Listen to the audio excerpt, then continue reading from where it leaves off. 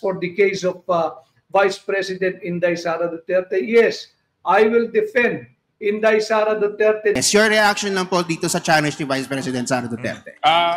Unang-una, patong-patong na po, iba-ibang challenge na po. Kasi mauna muna siguro mag-testify under oath. That's the first challenge. No, hindi patong-patong. Yung kabangagan ang unahin natin.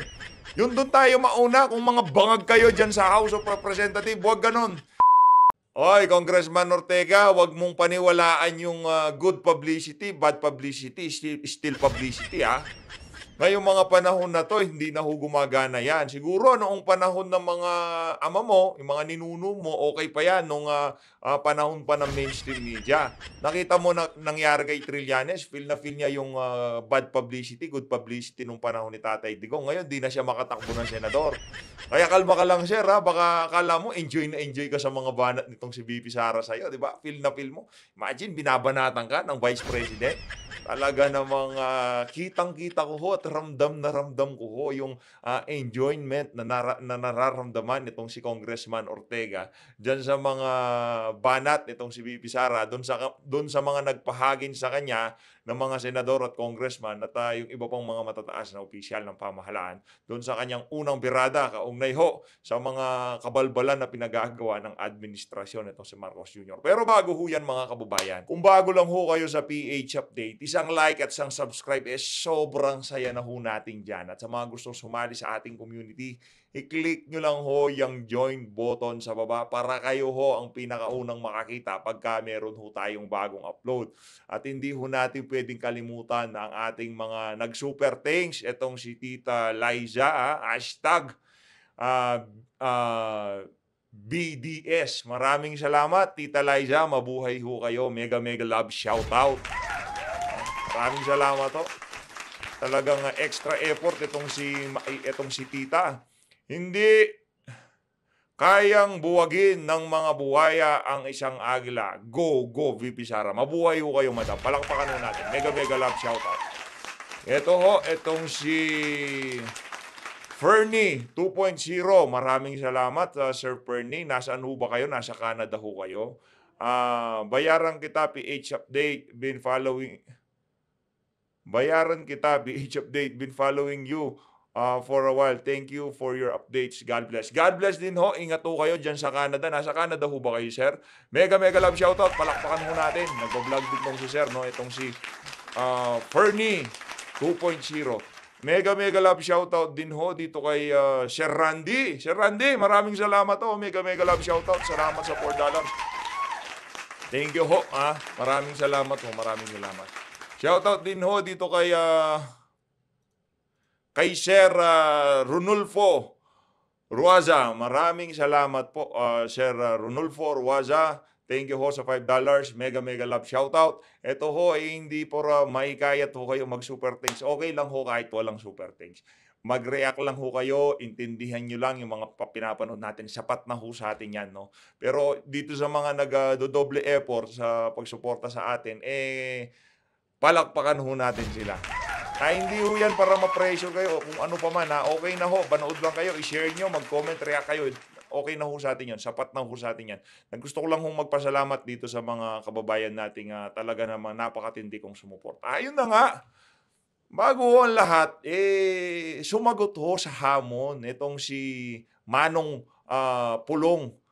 Manong Pulong Duterte natin. Sumagot ho siya doon sa hamon ng kanyang kapatid na itong si Vice President Sara Duterte. Ito ho mga kababayan, panuurin ho natin ang naging pagpapatest, hair follicle test nitong si Manong Pulong Duterte. Palakpakan ho natin. Ngayon pa lang, papalakpakan ko na. Sino ho bang kalaban itong ating Manong Pulong Duterte dyan sa 1st District ng Davao? Sino ho ba? Sino? Si Migs Nograles? Naku, itong si Migs parang wala ho ata tayong maaasahan dyan sa alin na yan. By the way, itong si Atty. Vic Rodriguez, napakaganda ho ng mga punto de vista niya. Kung sakaling malukluk ho pala siya dyan sa Senado, hindi ho pala siya magiging katulad ng ibang mga senador na, hindi si Senator Bato at Senator ko at Senator Robin Padilla. Unahan ko na ho kayo. Dahil yan mga yan, matigas yan. yung ibang mga senador na kung saan hinahanay nila ang kanilang mga sarili sa mga Duterte, pero nung nagkagibitan, bigla silang nanahimik. Ano nga ba sinasabi natin? Ito ho, pakinggan ho natin itong pagpapa-hair follicle test nitong si Manong Pulong. Shoutout ha, kay Kong Pulong ito ho. So, ang tanong ho natin dito, simple lang. Etong mga Duterte, wala ho silang pakialam. Kahit tayo dito, pagka yung mga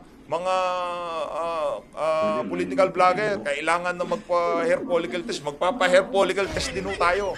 Mahal daw ho yan Mahal daw. Pero sige, laban lang para magkaalaman yung mga taga-suporta nitong mga Marcos na to. Baka bangag din ho yung mga ensaymada at talyanista, di ba? Mahirap na. Ayan grabe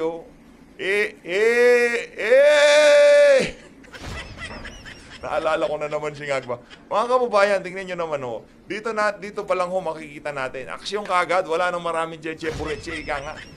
Etong si Migs Nograles, ang kalaban mo dyan sa 1st District ng Davao, nagpa-hair follicle test. So ano hong plano nyo niya na Congressman Migs Nograles? Diba? Hindi naman pwedeng ipagpabukas yan. Dapat ngayon pa lang. Ang haba-haba niyan. Madami alaala ang nakatago dyan sa mga buhok nyo na yan. Kaya pagka itong si Migs Nograles nagpa-short hair, alam nyo na ibig sabihin yan. Napakabisa niyan, ika nga, di ba? Mainam yan. Saludo kay Manong Pulong Duterte. Saludo ang isang matikas na saludo galing kay PH Update.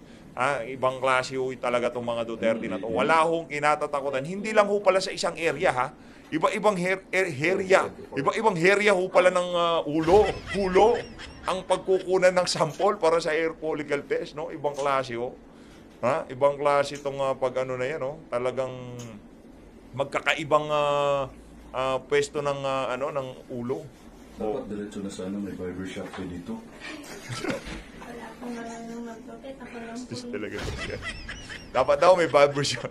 Rekta na, no?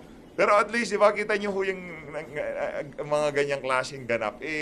Yan dapat ang binabalita ng mainstream media. Congressman Pulong Paulo Duterte, nagpa-hair follicle test na. Diba, mga ganon dapat yung mga ganong klaseng balita, yun ang hinihintay natin. Yun yung gusto nating marinig sa mainstream media. Pero ang naririnig natin, puro basura. Ng toka. Ito grabe naman yan. Hindi pala isang sample. Kunyari, sa bumbunan na lang ang buhok mo. Saan kayo kukuha ng sample? Doon na lang sa sa private part na meron pang konting kung ano man yan. Di ba? Di naman kasi sa buhok pati ba sa balat pwede yan?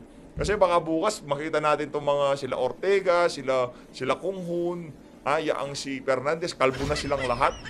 No, baka maisahan tayo nitong mga to. Kaya sabi ni Bibi Sara, kung magpapa-hair follicle test kayo, dapat ngayon na, hindi na bukas.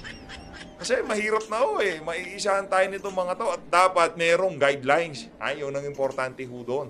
Sa tingin ko naman, itong si Kong Pulong, willing siyang mag-undergo sa panibagong hair follicle test. Ayun na nga. Saludo kay Congressman Pulong Duterte. Naku, kayo naman daw, anak ng toka. Hoy, Migs, ikaw naman daw, sabi nitong si Kong Pulong. Ayun na nga mga kababayan, saludo tayo dito kay Manong Pulong, palakpakan natin. At para dito kay Migs Nograles, ano bang plano nyo, madam? Kayo na lang ang kulang. Handa na yung gunting para kumuha ng inyong buhok, no? Kasi kailangan nyo magpa-hair follicle test.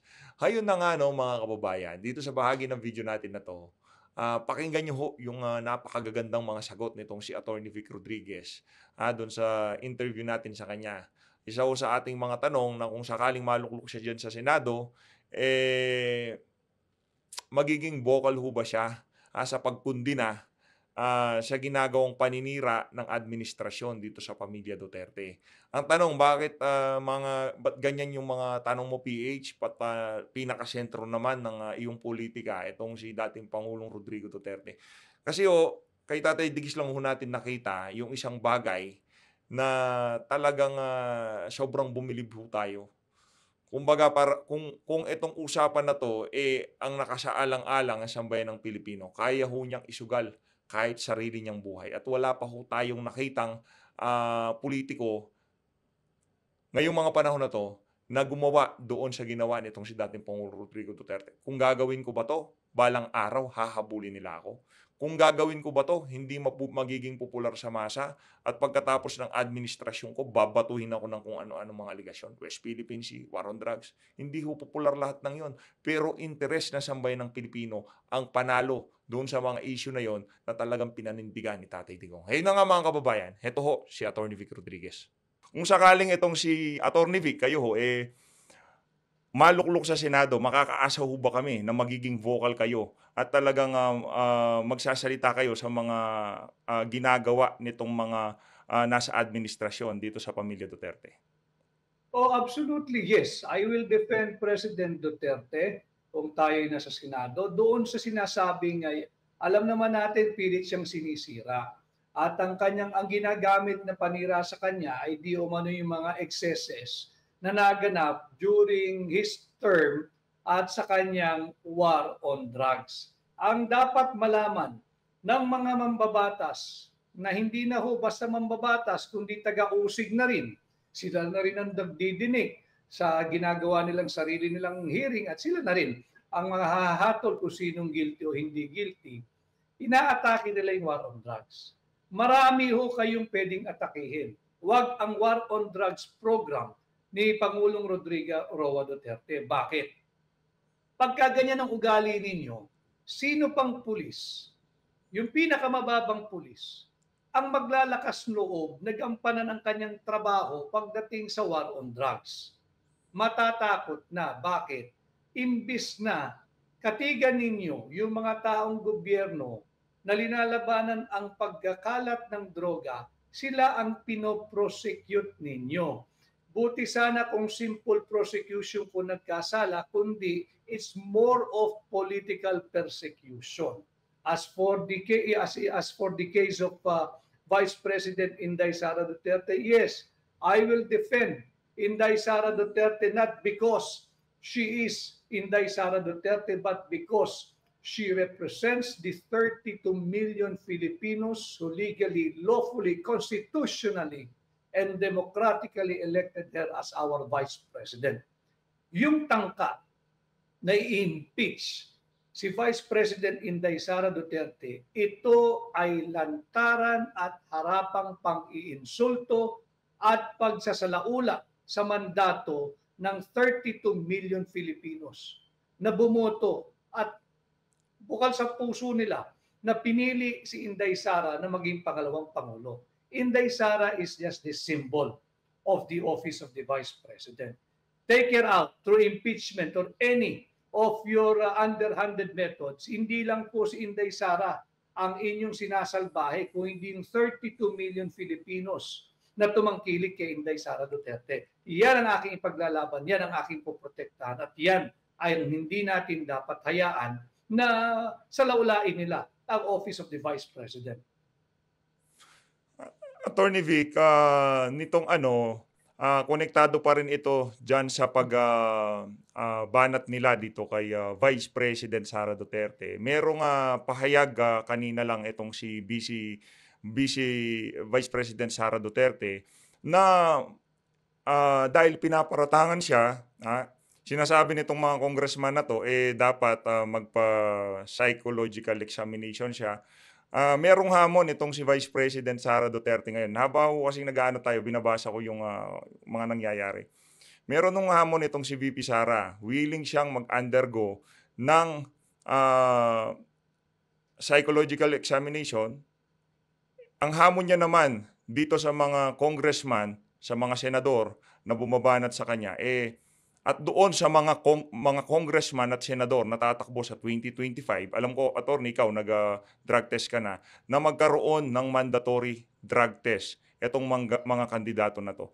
Alam ko, suportado nyo na yun, attorney. Ano lang ang thoughts nyo regarding doon sa hamon nitong si Vice President Sara Duterte doon sa mga bumabanat sa kanya ngayong mga panahon na to? I am 100% fully behind Vice President Inday Sara Duterte sa kanyang hamon na sumailalim sa isang open, transparent, fair hair follicle drug test. Ang lahat ng kumakandidato at lahat ng nasa gobyerno simulan natin sa Pangulo hanggang sa pinakamababang empleyado ng Executive Department. Lahat ng nasa Kongreso, simulan natin sa Senate President hanggang sa lahat ng senador at sa lahat ng nasa miyembro ng House of Representatives mula Speaker hanggang sa pinakahuling party list sa listahan, sumailalim kayo sa isang credible, open, transparent, and fair hair follicle drug test. Yan ang hamon na dapat nating paulit-ulit na binibigay sa mga mambabatas na saksakan ng ingay pero ayaw gumawa ng mga bagay na hinihingi ng sambayan ng Pilipino. It's time for all of them to walk their talk. Kailangan sila mag-drug test at maganda yung naging tugon ni Vice President Inday Sara Duterte that she is willing to undergo a psychological test. Subalit sabay-sabay. Siguro hindi lang drug test, pati psychological test. Sumailalim na rin yun sa Executive Department, pati nasa Legislative Department, PH. Eto ho, talon na ho tayo dito sa sagot nitong si Marcos Jr. doon sa mga birada nitong si VP Sara kaninang umaga. Nako, kilala niyo ho ba kung sino yung nakatalikod na yan? Walaan niyo sino. Sige nga, comment niyo sa baba kung sino yan. Alam niyo saan ho yan pupunta? Vice Admiral ho yan. Babantayan niya ho yung West Philippines, baka magpalutang-lutang doon yung ano ni ano. Nag-aanda na ho sila doon. Sa sobrang kabangagan ho nila, nag-uniform pa itong si Palaka, itong si Kokak, para lang bantayan yung si BP siya. Anak ng to, Madam, kung Vice Admiral ho talaga kayo, dapat nandun ho kayo kasi mga tropa nating nagbabantay doon sa mga pinag-aagawang isla dyan sa West Philippine Sea. Hindi, saka na ho yun. Huwag na ho nating talakayin yun. Basta ngayon, masaya ho tayo sa nakikita natin para kung si Mudjako, nakilala parang pagka nahulog yan, bigla siyang tatalbog. Ganun no shape ng katawan niya, di ba? Parang batang bibilugin na ang cute lang, di ba? Kaso wag ho kayong maloko sa physical appearance ng ali na yan. Dahil ho yung ali na yan, ibang klase ho yan. Kumbaga, yung pagka-build nitong si Kokak, iba ho yung pagka-build ng ali na yan. Kaya kilala nyo ho ba kung sino yung nakatalikod na yan? O i-comment nyo sa baba kung kilala nyo yan. Diba? Kung kilala nyo yung nakatalikod na yan, i-comment nyo ho sa baba. Ito na ho, pakinggan ho natin kung ano sagot nitong si Marcos Jr. kaugnay ho doon sa mga patutsada nitong si VP Sara Duterte kaninang umaga. Game! Ferdinand R. Marcos Jr.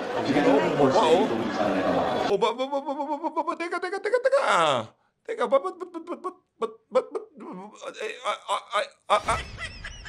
hindi kayo magkasama, ha? Ba't di magkasama? Ferdinand R. Marcos Jr. Together with First Lady Louise Arellano. Together. Si Kokak nagmamadali. Nadjejebs ba siya? Nadjejebax ba siya? Ayun siya, Si Kokak yan, Huwag ko kayong magpaloko. Sa liit ng ali na yan, sa hanghang ng kanyang mga pinaggagawa. Huwag ko kayong magpaloko dyan sa ali na yan. Sa liit niyang yan, naku po. Tignan niyo, nagbabounce siya para siya si Mudjako. Tignan, chug. Hindi na. Behave, PH update. Behave, PH update. Behave na tayo. Yan, Tug.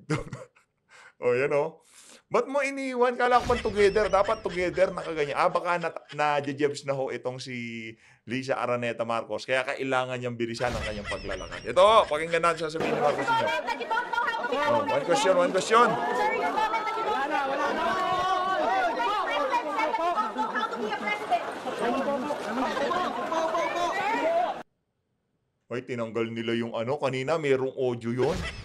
Kayo talaga dyan sa News 5, ibang klase kayo. Kanina meron siya sagot doon, tinanggal ho nila. In-splice ho nila yung audio. Ayaw niyong parinig yung sagot nitong si Marcos Jr. Baka magmukha lang siya lalong bangag.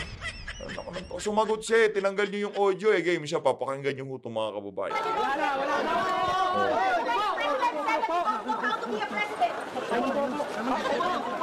Nakatawa lang si Bangag na, bahala kayo dyan, bahala, wala akong pakialam, presidente na ako, sa gusto nyo, susunod kayo sa gusto ko. Ayun o. Grabe, oh. Tinanggal na yung ano. Tingin ko may nagmura kaya tinanggal nila yung audio dun sa portion na yun. Ayun, oh. Oh. Meron nung siyang sinabi. Ngumiti lang ng tanungin tungkol sa mga tirada ni Bibi. Hindi siya ngumiti. Meron siyang binuka niya ang kanyang bunganga. Ayun, oh. Grabe naman yan. Oh, grabe naman yan. Naka 18 million din ho ba sila? Ayun na nga mga kababayan. Ay, si ano yan, oh. Si Barbie Girl. Oh, maganda yan si Barbie Girl. Ayun na nga mga kababayan, dito sa bahagi ng video natin na to, magpunta na ho tayo dito sa ating main event. Nako, mahaba pa morningan ho itong ano na to.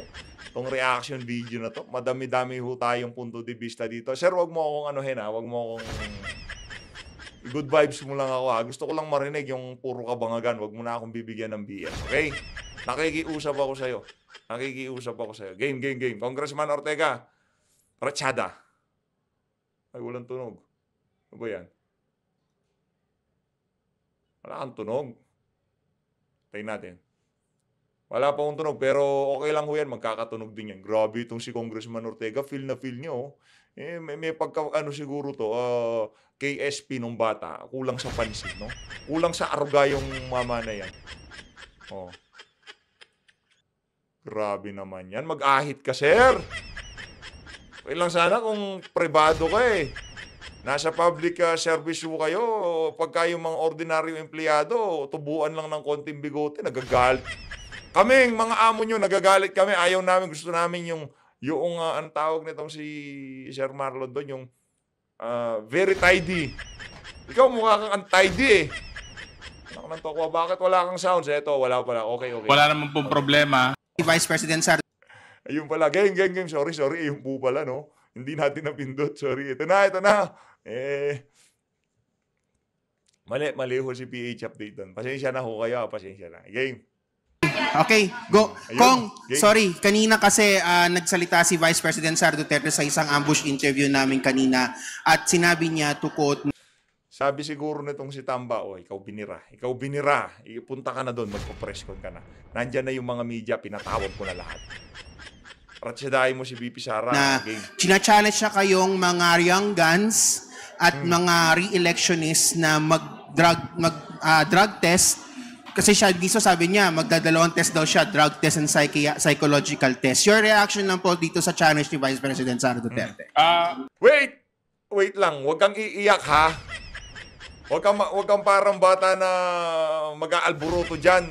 Na kesyo babanatan mo na naman yung mga statement. May hamon. Yung hamon, valid yung hamon. Sinabihan nyo siya na magpa-psychological test o kung ano pa man yan. No? Hinamon nyo siya. Sumagot siya. Pabor siya kayo. Hinahamon niya kayo. Pakinggan ho natin ang sagot nila. Game. Unang-una, patong-patong na po. Iba-ibang challenge na po. Kasi No, hindi patong-patong. Yung kabangagan ang unahin natin. Yun doon tayo mauna kung mga bangag kayo dyan sa House of Representatives. Huwag ganon. Hindi bebenta yan, sir. Iniiba mong usapan. Ang tanong dito, pabor ka ba o hindi pabor doon sa hamon ni Bibi Sara? Kung paaandaran mo kami na kesyo nagkapatong-patong, napakalinaw ng hamon. Pinaratangan yung magpa-psychological test na parang ang dating, parang tinatakasan na ng kabaitan nitong si Bibi Sara. Ngayong sinagot kayo, sir, na ako magpapa-psychological test at magpapa-drug test. O kayo, willing ba kayo? Isa lang sa inyo, drug test lang. Ikaw, Congressman Ortega, pabor ho ba kayo o hindi kayo pabor? Payag ho ba kayo o hindi ho kayo payag? mauna muna siguro mag-testify under oath. That's the first challenge. Then, we follow. LOL.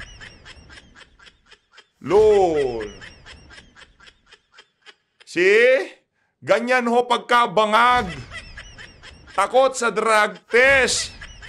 Takot ka, sir, kasi hindi ka sumagot eh. Simple lang naman, kahit ikaw mag-isa, kaya mong tayuan yan. Kung talagang malinis ka lang, ha? Tatanong tayo dito. Una muna daw mag-testify ng under oath. Hindi nung pinag-uusapan. Pinaratangan mo siya na sa tingin mo kailangan niya mag-consult ng professional something. Di ba? Ngayon, sinagot niya kayo, magpa-drug test ka. O sige nga, sambayan ng Pilipino, kung saan mang lugar ito, Pagka nag-rally ito,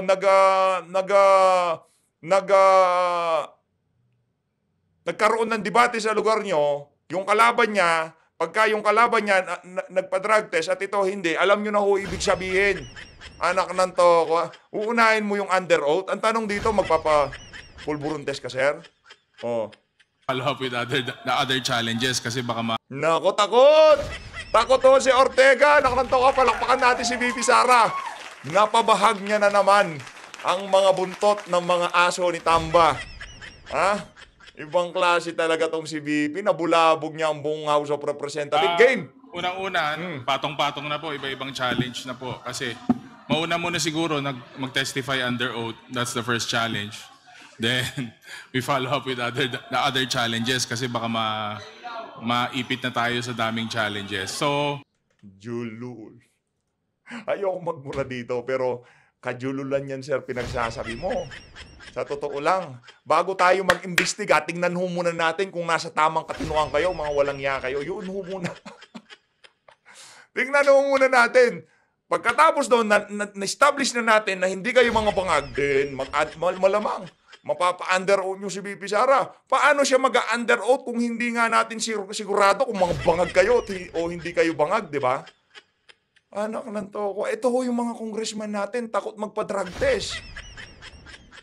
Naku, yari ho tayo dito. wala naman pong problema kung mag-undergo kami ng drug test or new. Eh di magpa-drug test kayo. Isampal nyo sa pagmumukha ni VP Sara. Pak, o yan, drug test namin. Tapos ang usapan. Wala naman palang problema. Ba't di ka magpa-drug test? Ang dami mong pancheche-bureche na under oath. Psychological test. Kasi ako nga po, hindi nga ako mismo umiinom. Sa mukha mong yan. Mga kababayan, marami hong hindi naninigarilyo at hindi umiinom, pero mga bangag. Wala ho kayo sa akin. Tandaan nyo mga kababayan, yung mga nagpapataba at nagpapalinis ng kutis, ako, yari ho kayo sa mga yan. Kaya mag-ingat ho kayo dun sa mga nagsasabi na ako nga, di ako umiinom, di ako naninigarilyo, ako pong pagkakamalan nyo. Talaga hong sinasadya nila yan minsan para hindi sila makaladkad dyan sa pulpuron na yan. Healthy living ako, Brad. Healthy lifestyle ako. Diba? Health conscious ako. Naku, yari ho kayo dyan. Eh, tayo naman ho dito, talagang paminsan-minsan, talagang pagkakasama yung mga tropa, enjoy din, siyempre. Di naman ho mawawala yan. Pero itong sasabihin mo, hindi ka umiinom. Sa mga balbas mo yan, kung medyo humaba lang ng konti yan, sasabunutan ko yan. Tapos, hindi, baka, bawal ba yon? Okay, hindi ko sasabunutan. Ipapaparlor ko na lang. Baka magalit, no? Ay, tinitreat ako ni PH Update, sasabunutin niya yung balbas ko. Imbis na yung sustansya ng ulo, mapunta sa utak, napunta ulat sa balbas, papakit na sa ulo eh. Patalino na sana eh. Kaso biglang umatras, naiwan ho lahat sa baba niya. Kaya ayun, balbas yung kinalabasan. So, anytime po yan. Pero ang challenge po is just to testify under oath, answer the questions. Hindi walang kwenta yung ano mo na yan. Questions specifically from the Committee on Good Government. And yun nga po, hindi yung Committee on Bad Government yun. Hindi Good Government. Hindi pa alam. Pinalitan ko na pangalan. Committee on Bad Government. Hindi Committee on Good Government. Kala ko po hindi niya papansinin ng Young Guns, pero yun nga po, na-mention niya po yung Young Guns and hello, andito po kami. Pero palakpakan mo natin, feel na feel nitong si Ortega. Okay. Happy ka na. Happy ka na kasi kayo, mga kulang kayo sa arugan ng mga bata kayo. Kaya ngayon, talagang gusto nyo magpapansin dito kay VP Sara. Ang tanong dito, okay na ho ba yan? Masaya na ho ba kayo, Congressman Ortega? Napansin na ho kayo ng ating pinakamamahal na pangalawang Pangulo? sabi niya rin po kanina kasi na parang, well, you're mentioning na kayo na dinadivert daw ni VP Sara yung issue tungkol dun sa kanyang spending. Pero sabi niya po rin po kanina na kayo din daw po ay nagdadivert sa totoong issue ng bayan, sa gutom, correct, sa kawalan ng tama, pera, sa kahirapan. Your reaction po, kasi parang ang dating po, naging you're accusing her of diversion, pero siya rin po, ina-accuse rin po kayo of diversion of noticing the issues of the people. Well, Walang yaka, Ortega, huwag kang magkakamaling sasagot. Huwag kang magkakamaling sasagot dito sa isa na to. Puro ayuda nangyayari sa administrasyon. Ngayon, meron ho tayong bagyo, bahana naman dyan sa Naga. Huwag kang magkakamaling sasagot. Yung 5,500 flood control, walang gumagana ngayong mga panahon na to. Huwag kang magkakamaling sasagot. Na napakaraming problema ngayon ng ating bansa. Diversionary tactic, sige, tingnan natin. Pag nagkamali ka sumagot, makikita mo yung tiyanay ko. Anak ng tokwa. Ubusin ko yan. Yung spill niya kanina mukhang diversionary tactic din eh. Maganda nga po nasasagot yung issues. With regards po sa mga problems po natin dito sa bayan, the House of Representatives are on the ground. No! Loko-loko! Huwag mo kaming lukuhin, Brad. Maliwanag pa sa sikat ng araw.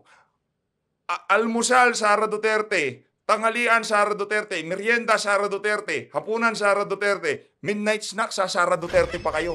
Wala kayong tinatalakay dyan. Di kayo nagtatrabaho. Puro kayo Sara Duterte.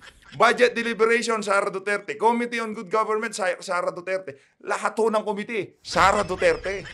Anak lang to. Nagtatrabaho kayo. Wala na kayong ginagawa dyan sa house. My goodness. Sisinungaling ka pa, ha? Sabi ko na ayusin mo sumagot. Alam ko lahat ng baho nyo dyan sa house. Akala mo. Nag-iikot po kami sa mga iba't ibang serbisyo. Okay, palakpakan ho natin. Nag-iikot daw ho sila. So pagka nag-ikot sila, yung problema natin sa baha, yung problema natin sa kawalan ng trabaho, sa problema na ho natin sa gutom, mawawala. Palakpakan ho natin ito si Balbasarado. Isa pa. Makikita mo na yung tiyanay ko. At pag nakita mo yung tiyanay ko, sigurado, tatakbo ka, sir. Anak ng tokwa. Ito, tingnan mo dito, tinatanggal ko yan. Yan, itinitira ko lang yung sa ilalim ng ilong. Pero sa'yo, wala akong titira dyan. Tsatsaniin ko lahat yan. Servisyo fair po namin sa local district. Servisyo per, namimigay ng ayuda. Anak ng tokwa, punta ka dun sa mga nababaha ngayon. Kumusta yung pinamigay niyong ayuda? Ayun, ubos na sa online gambling. Ay, oo nga pala, di natin natanong kanina itong si Atty. Vic. Sa online gambling, sa susunod, tatanungin natin siya. No? Namin. And yung nga pong mas malalaking mga problema, yung immediate solutions, nandun po kami sa ground, yung mas malalaking problema po, ginagawan po natin ng polisiya at hinahanapan po natin ng solution. So, it is very well chronicled, very well documented. Makikita nyo po sa Facebook, sa internet, kung ano po ang ginagawa ng House of Representatives. Last na lang po on my end. Sinabi rin po niya kanina sa press conference, sa interview kanina na yung kanyang pagsasabi na desecration or yung paghuhukay di umano sa mga labi ni former President Ferdinand Marcos Sr. Parang hindi naman daw po yun equivalent to desecration of the dead. What is your reaction on this? Hindi ko po alam kung ano pang itatawag nila doon. Teka lang, di ka abogado, Brad. Huwag kang poporma kung di ka abogado, ha. Kalahati na lang, ilalabas ko na yung tiyanay ko. Huwag kang mag-aangas kung di ka abogado, ha. Hindi desecration. So, unang-una, criminal act po yata yun, yung maghuhukay ka ng patay na wala kang permiso.